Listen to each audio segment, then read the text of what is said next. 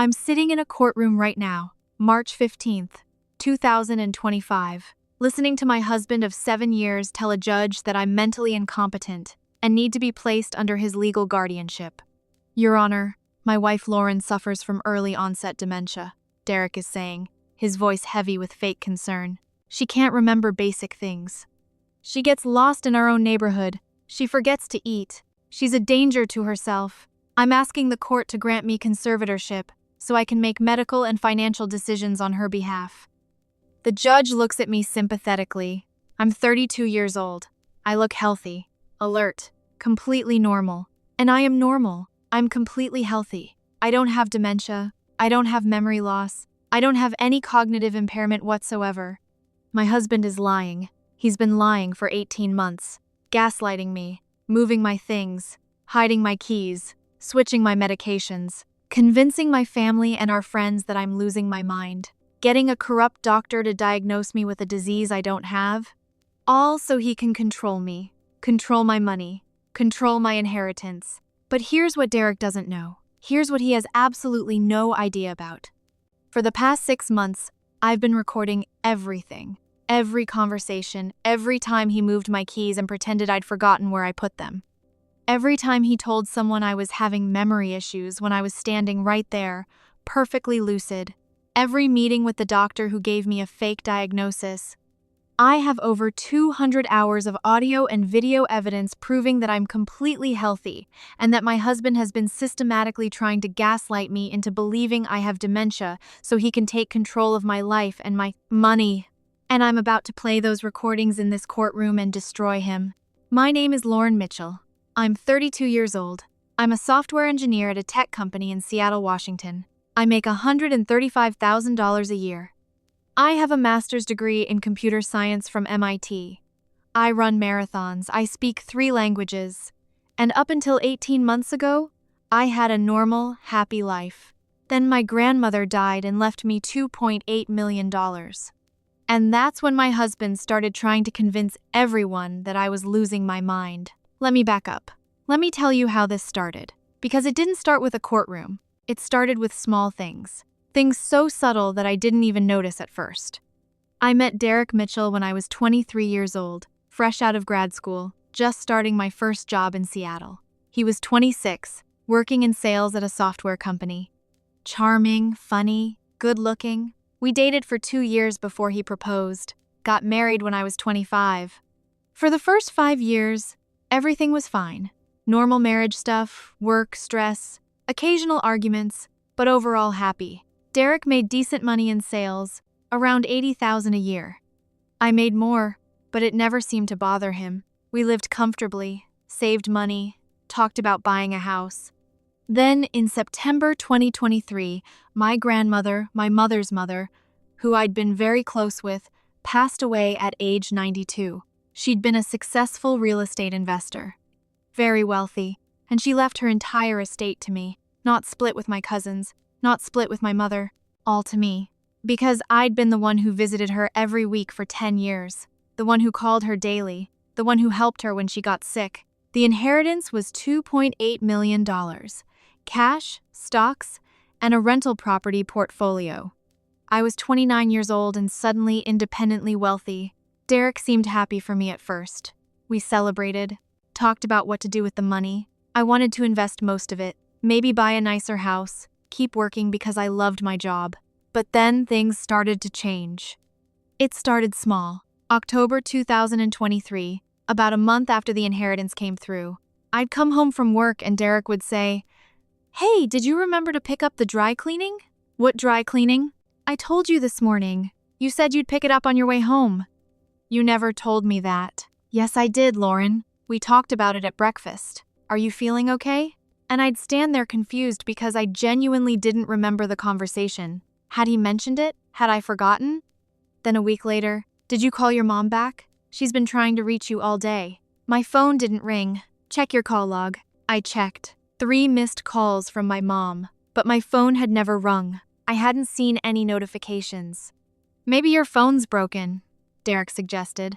"Or maybe you just didn't notice. You've been pretty distracted lately." Distracted? I hadn't been distracted.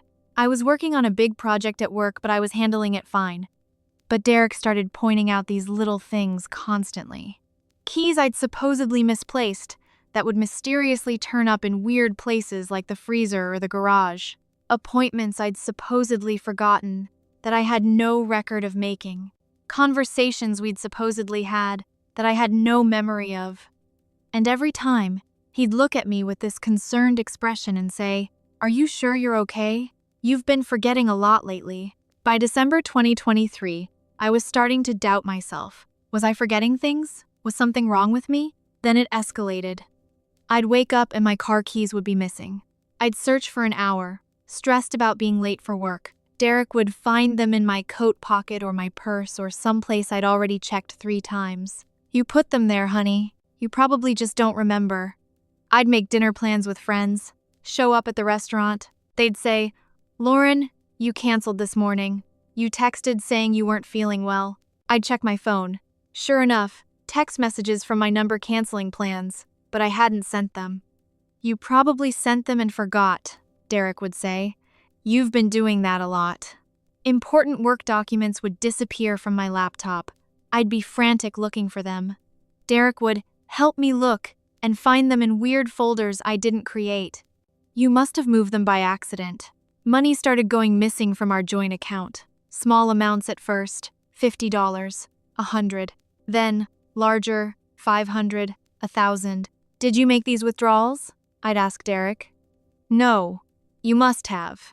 "I didn't." "Lauren, they're from your card. Look at the transactions. That's your account number.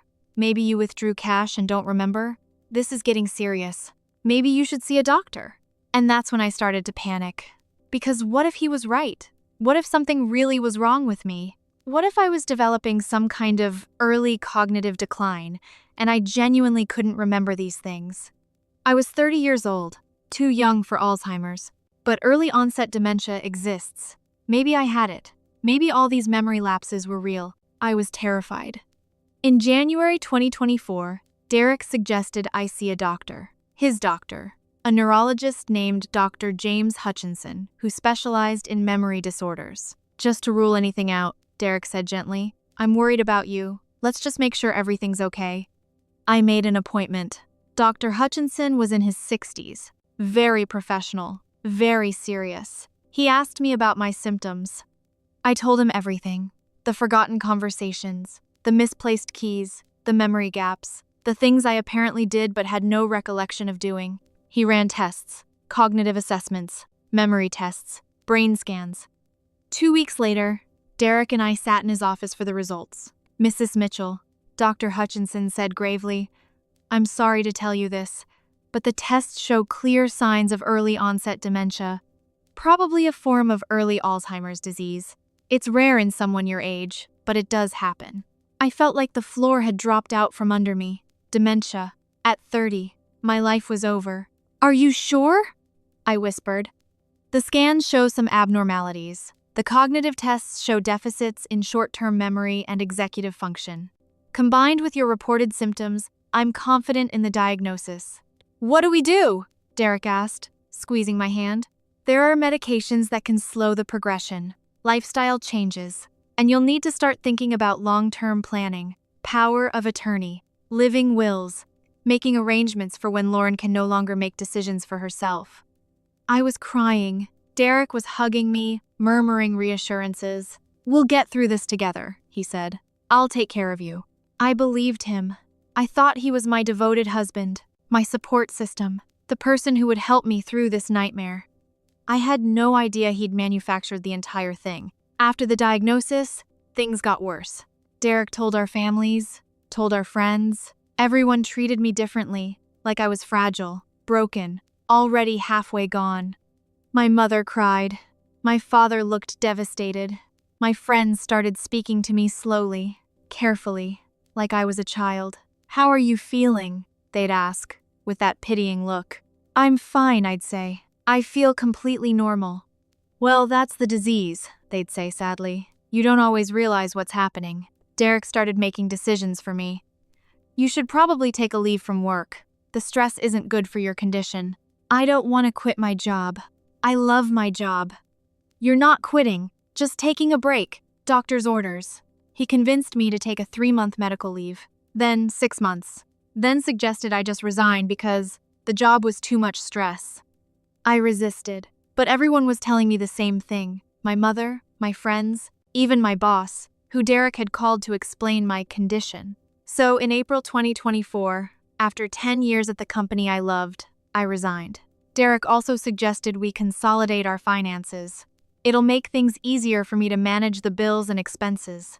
With your condition, we don't want you accidentally overdrafting or forgetting to pay something important. He wanted access to my inheritance, the $2.8 million in accounts under my name. Let me add my name to the accounts, just for backup, in case something happens to you or you can't access them.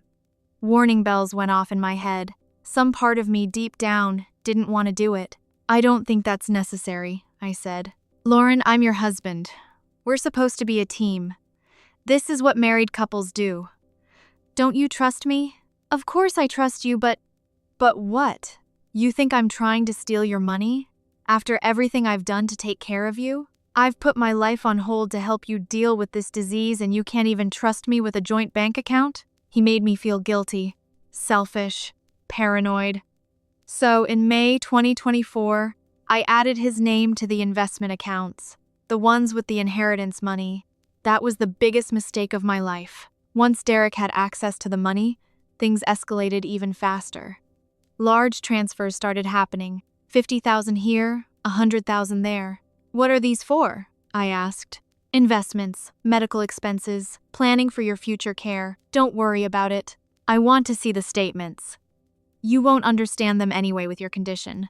Let me handle this. He started talking about conservatorship, guardianship, legal arrangements where he'd have full control over my medical and financial decisions. It's for your own protection, he said. So, when you can't make decisions anymore, I can make sure you're taken care of. I can still make my own decisions, I protested. For now. But the disease is progressive. Eventually, you won't be able to. It's better to set these things up now while you still understand what's happening. He took me to a lawyer, had papers drawn up, power of attorney, medical directives, everything giving him total control. I felt sick looking at the documents. Something felt wrong, but everyone was telling me this was normal, responsible, what you're supposed to do when you have a degenerative disease. Just sign here, the lawyer said, pointing. I picked up the pen, then I put it down. I need to think about it, I said. Derek's jaw tightened. Lauren, we've been over this. I need to think about it, I said more forcefully. I didn't sign. I walked out of the lawyer's office. Derek followed, furious, but trying to hide it. That's when I knew something was wrong, really wrong, because a husband who genuinely cared about his sick wife wouldn't be angry that she wanted to think about signing away her legal rights. That night, May 23rd, 2024, I did something I hadn't done in months. I sat down with my laptop and Googled early-onset dementia symptoms. Then I looked at my actual symptoms, not what Derek told me I was experiencing, what I actually experienced. Memory loss? No. I remembered everything clearly. My work projects, conversations with friends, everything. Confusion? No. I was never confused except when Derek insisted I'd done things I hadn't. Difficulty with familiar tasks? No. I could cook, drive, work, everything normally. I didn't have any of the actual symptoms of dementia. The only symptoms I had were things Derek claimed I'd forgotten or misplaced. And suddenly, I saw it, the pattern. Everything started after the inheritance. Every forgotten conversation happened when Derek was the only witness. Every misplaced item turned up in places he had access to. Every memory lapse benefited him somehow. He was gaslighting me. The diagnosis was fake. The symptoms were manufactured. He'd been systematically trying to convince me and everyone else that I was losing my mind so he could control me and my money. I sat there in shock, pieces clicking into place. The doctor, Dr. Hutchinson. Had Derek paid him? Bribed him? How much did it cost to get a doctor to fake a dementia diagnosis? The missing keys, the canceled appointments, the money transfers, Derek had done all of it. Taken my phone while I was sleeping and sent texts, moved my things to make me think I was forgetting, withdrawn money and claimed I did it. All of it. Every single bit of it was Derek. I felt rage, pure, burning rage, but I also felt relief. Because I wasn't sick, I wasn't losing my mind. I was being abused, and now that I knew, I could fight back. The next morning, May 24th, 2024, I started gathering evidence. First, I went to a different doctor, a real neurologist at a major hospital, not Derek's sketchy friend. I paid cash so it wouldn't show up on our insurance. Dr. Sarah Chen ran a complete neurological workup, brain scans, cognitive tests, everything. A week later, the results. Mrs. Mitchell, you're completely healthy. There's no sign of dementia, Alzheimer's, or any cognitive impairment. Your brain scans are normal. Your test scores are actually above average. I don't know who diagnosed you with dementia, but they were wrong. I asked her to put it in writing, a formal medical opinion stating I was healthy and competent. She did. I had my proof. Medical proof that I didn't have dementia. Now I needed proof that Derek had been lying. I bought a small recording device, the kind investigators use. Voice-activated, high-quality audio. I started carrying it everywhere. I also set up hidden cameras in our house. In the kitchen, the living room, our bedroom. Tiny cameras that looked like phone chargers or picture frames. And then I waited. It didn't take long. 2 days later, I forgot where I put my car keys. I made a show of looking for them, getting increasingly frustrated. Derek helped me look. We searched for 20 minutes. I can't find them anywhere, I said, upset. Let me check the freezer, Derek said. The freezer? Why would they be in the… He opened the freezer, pulled out my keys from behind a bag of frozen peas. Found them, he said, holding them up. Lauren, you really need to be more careful. Putting your keys in the freezer, that's not normal. I didn't put them there, I said. Then how did they get there? The camera hidden in the kitchen had recorded everything. The night before, after I'd gone to bed, Derek had taken my keys from my purse and put them in the freezer. I had video proof. Over the next 3 months, I caught him doing dozens of things, moving my wallet from my purse to the bathroom cabinet, then acting confused when I couldn't find it, logging into my computer and deleting files, then suggesting I deleted them myself. Taking my phone while I slept and changing alarm settings so I'd oversleep and be late for appointments. Withdrawing cash from the ATM using my card, I'd given him access during the memory loss period, and then asking if I remembered making withdrawals. Every single thing. Recorded, documented, time-stamped.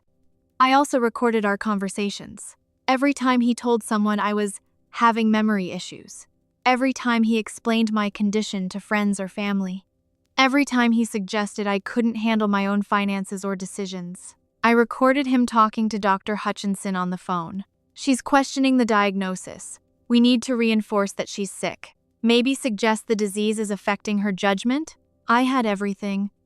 In August 2024, Derek pushed for the conservatorship again. Lauren, we need to make these legal arrangements. Your condition is getting worse. I've noticed you forgetting more things, getting more confused. I'm not confused, I said calmly. See, that's part of the disease. Lack of awareness. That's why we need the conservatorship, so I can make sure you get the care you need. He'd already consulted with a lawyer, had the paperwork ready. All I had to do was sign, or he'd petition the court for involuntary conservatorship. Fine, I said. Let's go to court. He looked surprised. You want to fight this? If you think I'm incompetent, prove it to a judge. I saw anger flash across his face before he controlled it. Lauren, I'm trying to help you. Then you should have no problem proving to a court that I need a conservatorship. Derek filed the petition in September 2024, asking the court to grant him full conservatorship, medical and financial, over me because I was allegedly incompetent due to dementia. The hearing was set for March 2025. I had 6 months to prepare my defense. I hired a lawyer, not the one Derek had taken me to. A sharp, aggressive attorney named Rebecca Torres who specialized in elder abuse and conservatorship cases. I showed her everything, the medical report from Dr. Chen, the video recordings, the audio files, the bank statements showing Derek's withdrawals. Rebecca's eyes got wider as she went through it all. This is abuse, she said flatly. Financial abuse, emotional abuse, and attempted conservatorship abuse. He's been gaslighting you to steal your inheritance. Can we win? We don't just win. We destroy him, and we press criminal charges. Over the next 6 months, Rebecca and I built an ironclad case. We subpoenaed Dr. Hutchinson's financial records, found a payment of $50,000 from Derek to consulting fees a week before my diagnosis, bribery. We documented every single instance of Derek moving my things, withdrawing money, or telling people I was incompetent, all while I was provably healthy and functional. We found the inheritance money. Derek had transferred over $800,000 to secret accounts, investment accounts that were in his name only. He'd been systematically draining my inheritance. We had everything. The conservatorship hearing was today, March 15th, 2025. Derek sat on one side of the courtroom with his lawyer, looking confident, concerned husband, trying to help his sick wife. I sat on the other side with Rebecca, with a laptop full of evidence that was about to blow his life apart. Derek's lawyer went first, painted a picture of a devoted husband caring for his declining wife, called Dr. Hutchinson to testify about my diagnosis. Dr. Hutchinson testified under oath that I had early-onset dementia, showed the judge my test results from January 2024. Then it was our turn. Rebecca called Dr. Sarah Chen, who testified that I was completely healthy, showed brain scans, test results, a comprehensive neurological evaluation from August 2024 showing 0 signs of dementia. The judge looked confused. So, which doctor is correct? That's a good question, Your Honor, Rebecca said. Because Dr. Hutchinson received $50,000 from Mr. Mitchell 1 week before diagnosing Mrs. Mitchell with dementia. Here's the bank transfer. She projected the evidence on the screen. Derek went pale. Objection, his lawyer sputtered. This is documented fact, Rebecca said calmly. Mr. Mitchell paid Dr. Hutchinson to give a false diagnosis so he could take control of his wife's inheritance. And if the court will allow, I'd like to show exactly how he's been manufacturing symptoms to support that fake diagnosis. The judge leaned forward. I'd like to see that. Rebecca played the videos, one after another. Derek hiding my keys in the freezer, then finding them and suggesting I'd put them there. Derek taking my phone at night and sending texts, canceling plans, then telling friends I was becoming unreliable. Derek withdrawing cash from my account, then asking me if I remembered making those withdrawals. Derek on the phone with Dr. Hutchinson. She's questioning the diagnosis. We need to reinforce that she's sick. Every single act of gaslighting, documented and timestamped. The courtroom was silent, except for the audio from the videos. When the last video finished, Rebecca said, Mrs. Mitchell doesn't have dementia, Your Honor. She has a husband who's been systematically abusing her for 18 months to steal her $2.8 million inheritance. And he almost succeeded. The judge looked at Derek with disgust. Mr. Mitchell, do you have an explanation for any of this? Derek's lawyer whispered frantically in his ear. Derek looked sick. Your Honor, I was concerned about my wife's health. I may have overreacted. You paid a doctor $50,000 to fake a dementia diagnosis? The judge interrupted. You've been caught on camera deliberately hiding your wife's belongings to make her think she was losing her memory. You've withdrawn $800,000 from her accounts. This isn't overreacting. This is fraud, abuse, and attempted theft. I love my wife. No, you don't, I said, speaking for the first time. You love my money. And when I wouldn't give you access to it voluntarily, you decided to gaslight me into thinking I was sick so you could take it by force. The judge looked at me. Mrs. Mitchell, I've reviewed all the evidence. You are clearly not incompetent. This conservatorship petition is denied. Furthermore, I'm issuing a restraining order against your husband. He's not to come within 500 feet of you. And I'm referring this case to the district attorney's office for criminal investigation. She banged the gavel. This hearing is adjourned. Derek's face crumpled. His lawyer was already backing away. Rebecca was smiling. I'd won. The aftermath happened fast. Derek was arrested that same day, charged with fraud, financial, elder abuse. Even though I wasn't elderly, the abuse statutes applied, and conspiracy with Dr. Hutchinson. Dr. Hutchinson, was also arrested. Medical license suspended pending investigation. He'd lose it permanently. You can't fake diagnoses for money and keep practicing medicine. I filed for divorce immediately.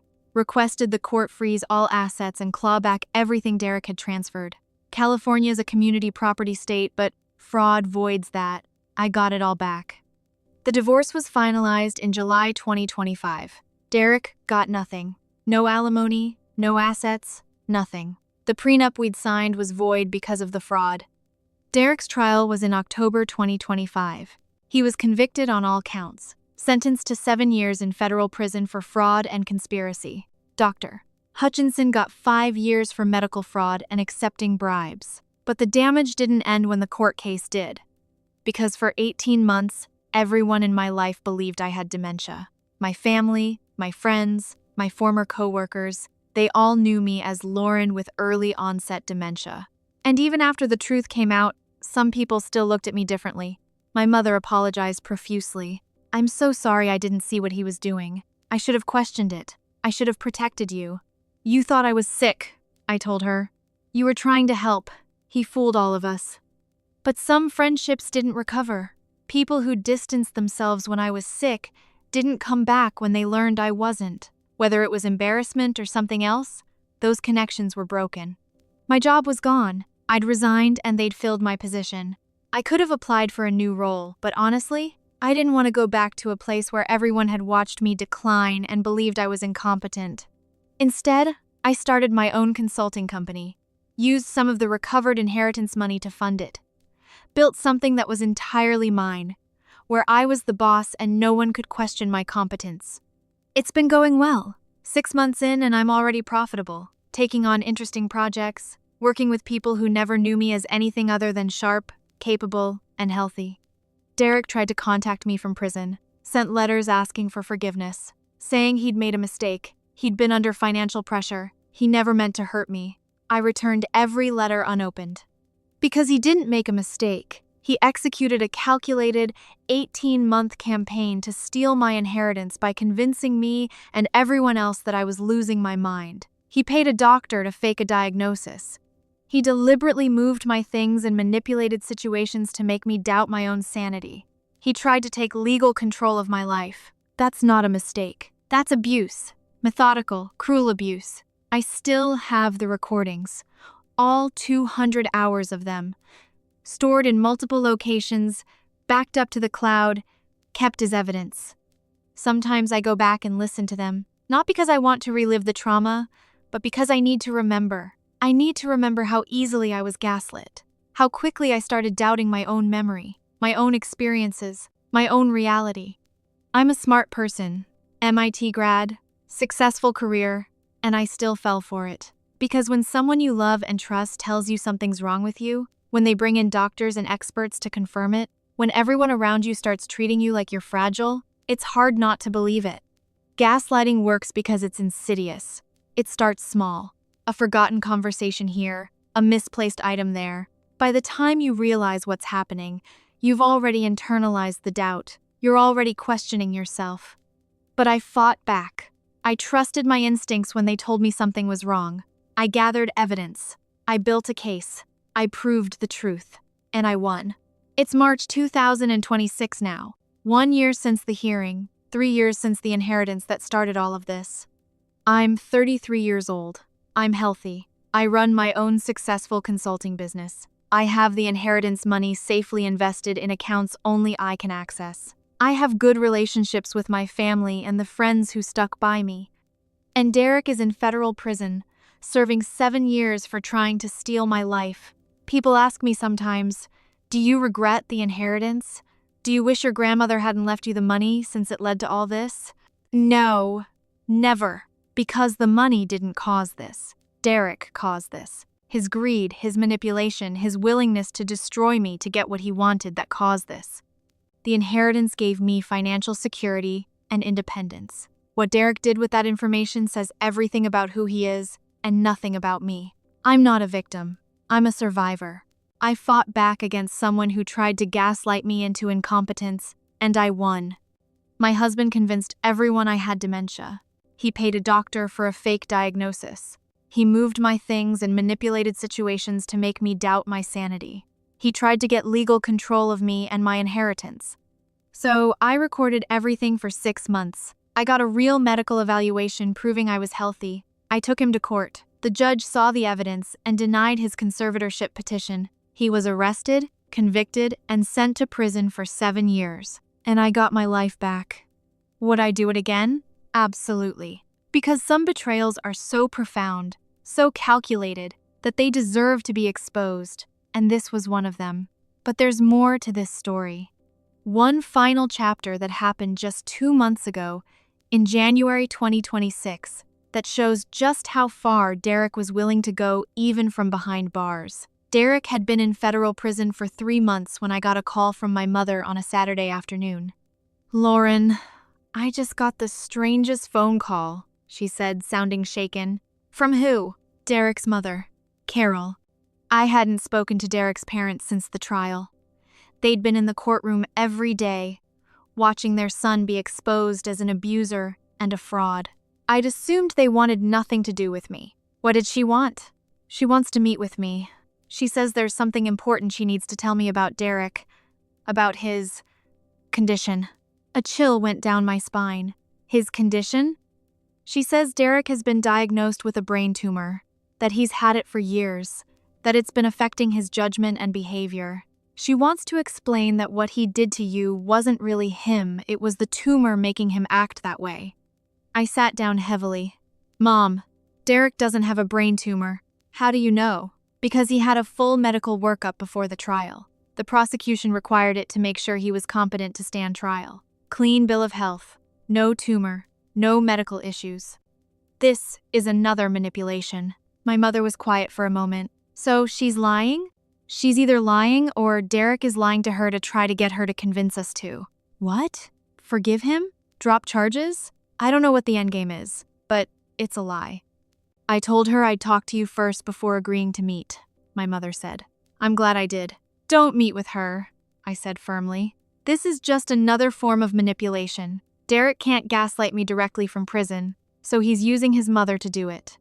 But Carol didn't stop with my mother. Over the next 2 weeks, Derek's family launched a coordinated campaign. Carol called my father. Derek's sister called my brother. They reached out to my extended family, my friends, anyone they could find who had a connection to me. The message was always the same. Derek had a brain tumor. It had been affecting his behavior for years. He wasn't responsible for what he did to me. He was sick. He needed treatment, not prison. And I was cruel for not showing compassion. Some people believed it, started asking me if I'd heard about Derek's diagnosis, suggesting maybe I should reconsider pressing charges, maybe I should visit him in prison, show some mercy. It was gaslighting by proxy. Derek couldn't convince me I was sick anymore, so now he was trying to convince everyone that he was sick and I was the villain for not caring. I called Rebecca, my lawyer. "Can they do this? Can they just lie about a medical diagnosis?" "They can say whatever they want," Rebecca said grimly. "It's not illegal to tell people your son has a brain tumor, even if he doesn't, but we can counter it." "How?" "Medical records from the trial are sealed, but we can get Derek's prison medical records. Inmates get regular health screenings. If he doesn't have a tumor, the records will show it." We filed a motion, got access to Derek's prison medical records from the past 3 months. No brain tumor, no cancer, no neurological issues, completely healthy. Rebecca drafted a cease and desist letter to Derek's family, informing them that their claims about his health were demonstrably false, and if they continued spreading this misinformation, we'd pursue legal action for defamation. The calls stopped, but the damage was done. Some people in my life now questioned whether I'd been too harsh, whether Derek really deserved 7 years in prison, whether maybe there was more to the story. It was exhausting, even with him in prison. Even with a court verdict, even with all the evidence, Derek was still trying to make me the villain. Then, in February 2026, something unexpected happened. I got an email from a woman named Jessica Turner. Subject line, "I think Dr. Hutchinson did this to me too." I opened it. "Dear Mrs. Mitchell, my name is Jessica Turner. I'm 28 years old. 3 years ago, Dr. James Hutchinson diagnosed me with early-onset Parkinson's disease. I've been on medication ever since. My fiancé broke up with me because he couldn't handle dating someone with a degenerative disease. I lost my job because my employer said I couldn't perform my duties anymore. My life fell apart. Then I saw the news coverage of your trial.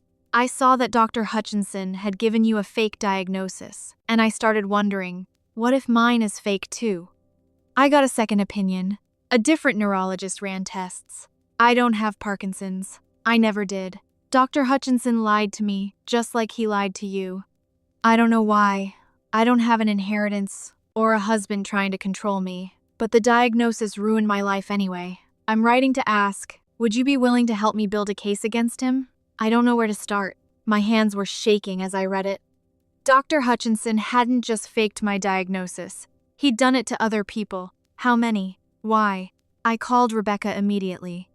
We need to investigate this.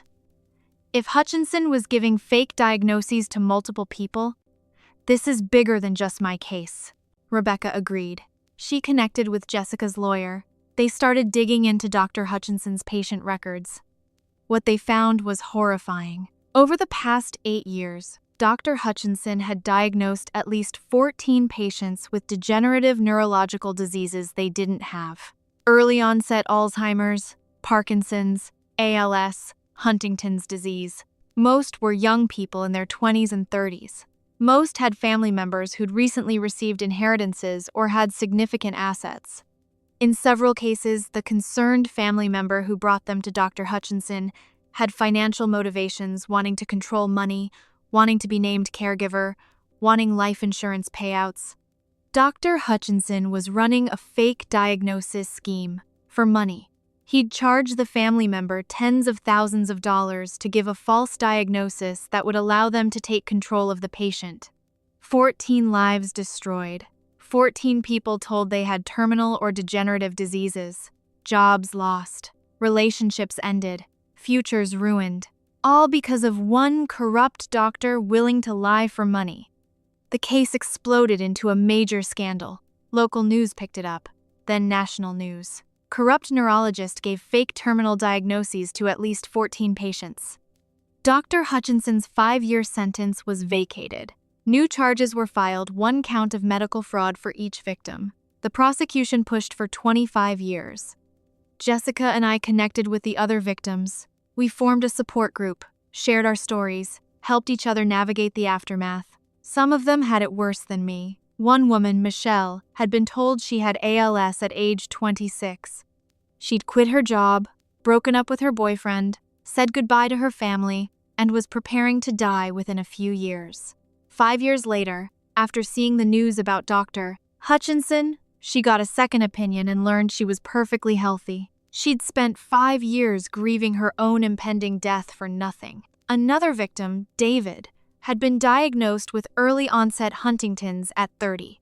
His wife had taken out a massive life insurance policy on him and then filed for divorce, expecting him to die within a decade and leave her wealthy. He didn't have Huntington's. He'd lost his marriage and his trust in everyone around him. Each story was heartbreaking. Each one made me angrier at Dr. Hutchinson for what he'd done. We all testified at his sentencing hearing in March 2026. One by one, we stood up and told the judge what his fake diagnoses had done to our lives. The judge listened to all 14 of us. Then he looked at Dr. Hutchinson with pure disgust. "You took an oath to do no harm," the judge said. "Instead, you systematically destroyed people's lives for money. You told healthy young people they were dying. You traumatized them. You stole years of their lives. For what? $50,000 here, $100,000 there? You sold your medical license and your ethics for cash." Dr. Hutchinson was sentenced to 32 years in federal prison. He'd be 95 when he got out. Justice, finally. The media attention from the expanded case brought something unexpected: opportunities. A publisher reached out asking if I'd be interested in writing a book about my experience. Medical gaslighting, how I proved I wasn't sick. A victims' rights organization asked me to speak at their annual conference about recognizing and combating medical abuse. A law firm specializing in conservatorship abuse asked if I'd consult on cases where they suspected guardians were lying about their ward's competency. I said yes to all of it. Because what happened to me, what happened to all 14 of us, needed to be talked about. Medical gaslighting is real. Doctors can be corrupted, family members can be abusive, and the legal system can be used as a weapon against vulnerable people. I wanted to make sure other people knew the warning signs, knew they could fight back, knew they weren't crazy. The book came out in December 2025. It sold better than anyone expected, hit the bestseller list, got optioned for a documentary. I donated all the proceeds to organizations fighting conservatorship abuse and medical fraud. I didn't need the money. I had my inheritance, safely invested, generating enough passive income that I'd never have to work again if I didn't want to. But I wanted to work. I wanted to use my experience to help other people. So I became an advocate. I speak at conferences. I consult on legal cases.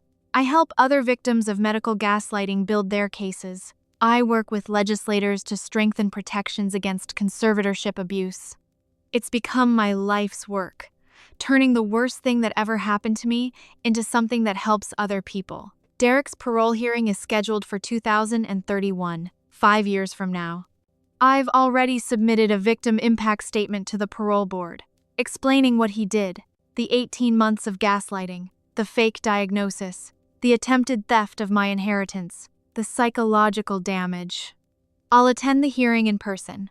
I'll look him in the eye and tell the parole board exactly why he should serve every single day of his 7-year sentence. Because Derek didn't just try to steal my money, he tried to steal my reality, my sanity, my sense of self. He tried to convince me and everyone who knew me that I couldn't trust my own mind, that I was broken, defective, incompetent. And he almost succeeded. If I hadn't questioned the diagnosis, if I hadn't gotten that second opinion, if I hadn't started recording, I'd be under his conservatorship right now. My inheritance would be gone. I'd probably be in some kind of assisted living facility, drugged on medications I didn't need, being told every day that I was sick and declining. That's the future Derek tried to give me. Instead, he's in prison. I'm free. I'm healthy. I'm successful. And I'm helping other people escape the same trap. Sometimes people ask me if I'll ever be able to trust again. Trust a partner. Trust a doctor. Trust the people in my life. It's hard. I won't lie. Derek did permanent damage to my ability to take people at their word. I question things more now. I verify. I get second opinions. I keep evidence. I trust my instincts when something feels wrong. Some people might call that paranoid. I call it survival. Because I learned the hard way that people you love can lie to you, that professionals can be corrupted, that systems designed to protect can be weaponized. But I also learned that I'm stronger than I thought, that I can fight back, that evidence and truth can win against manipulation and lies. And that's powerful. It's April 2026 now, 4 years since this nightmare began, 2 years since I started gathering evidence. 1 year since the trial. I'm 33 years old. I'm healthy, actually, provably healthy, with multiple neurological evaluations to confirm it. I run a successful consulting business. I'm a published author and advocate. I have strong relationships with family and friends who stuck by me.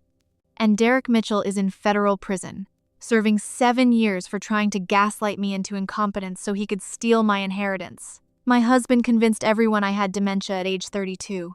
He paid a doctor $50,000 for a fake diagnosis. He gaslit me for 18 months, moving my things, manipulating situations, making me doubt my own sanity. He tried to get legal conservatorship to control me and my $2.8 million inheritance. So I recorded everything for 6 months. I got a real medical evaluation. I took him to court. The judge saw 200 hours of evidence and denied his petition. He was arrested, convicted, and sentenced to 7 years in prison. And I'm not done. I'm helping 13 other victims of the same corrupt doctor build their cases. I'm speaking out about medical gaslighting. I'm working to change laws to protect people from conservatorship abuse. Would I do it all again? Every single recording, every court appearance, every moment of this fight? Absolutely. Because I didn't just win my case. I exposed a system of abuse. I helped other victims. I turned my trauma into advocacy, and that's worth everything.